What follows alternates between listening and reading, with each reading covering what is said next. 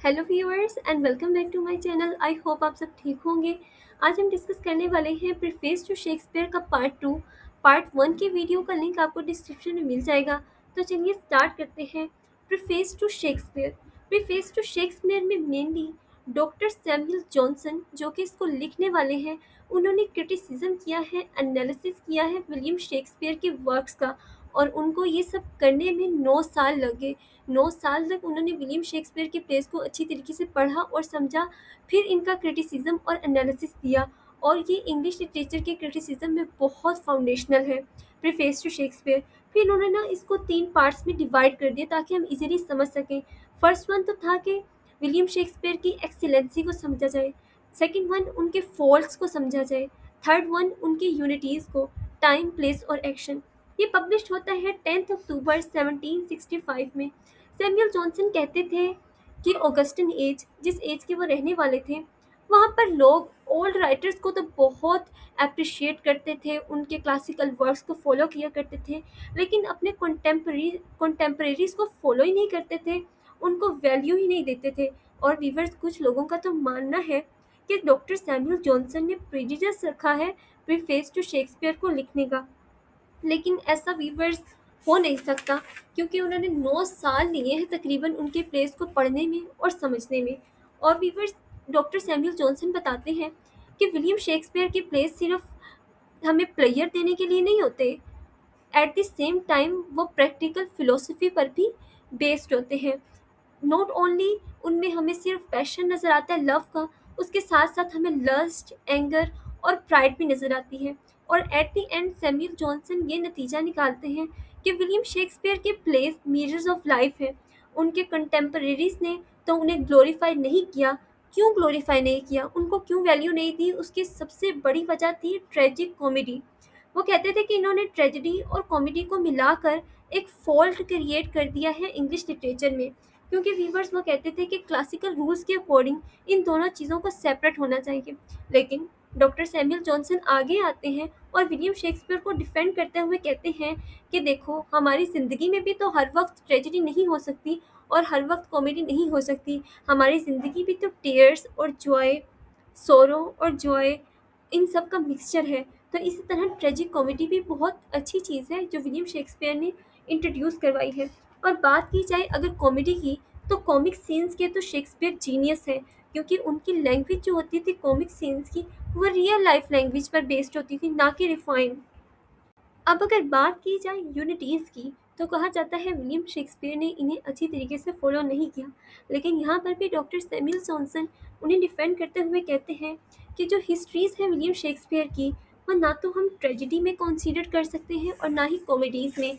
तो वहाँ पर उन्होंने अगर यूनिटीज़ को फॉलो नहीं किया, तो ये ज़रूरी बात नहीं है कि यहाँ पर फॉलो किया जाए।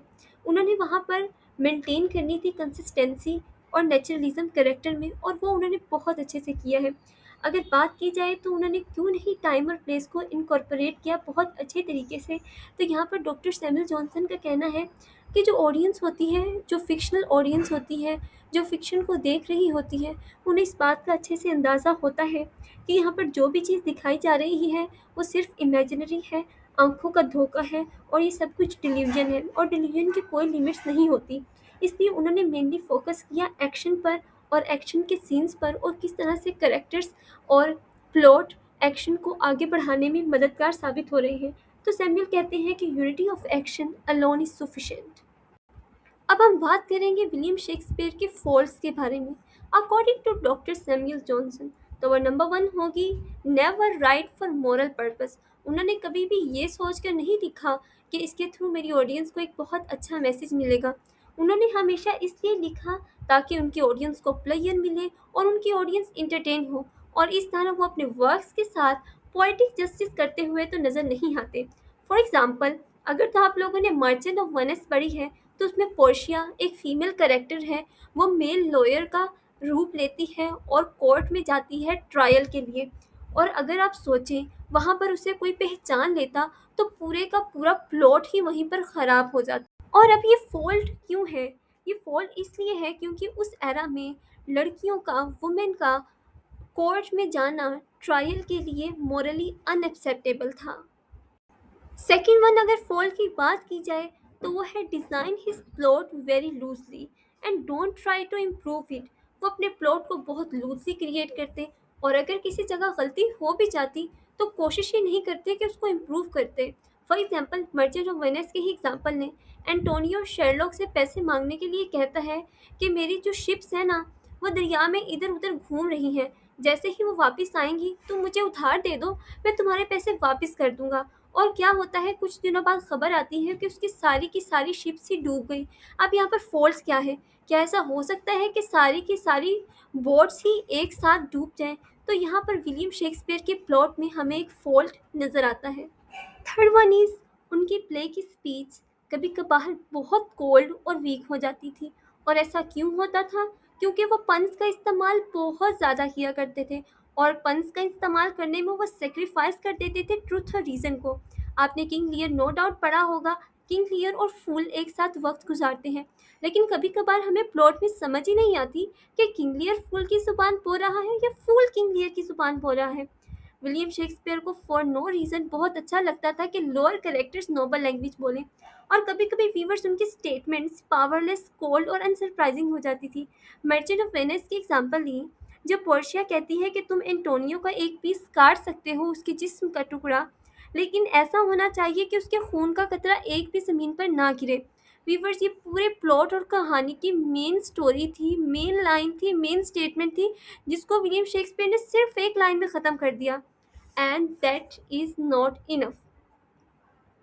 और विलियम शेक्सपियर अपने प्लॉट्स को ड्रैग बहुत किया करते थे, बहुत लंबा खींचते थे।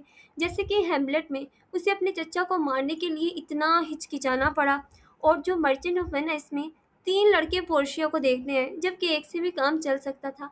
अगर हम बात करें मेरिट्स की विलियम शेक्सपियर की, तो उन्होंने ब्लैंक वर्स को परफेक्ट किया है, उसमें फ्लेक्सिबिलिटी ऐड करके, और उसको प्रोस लैंग्वेज के बहुत करीब ले गए हैं।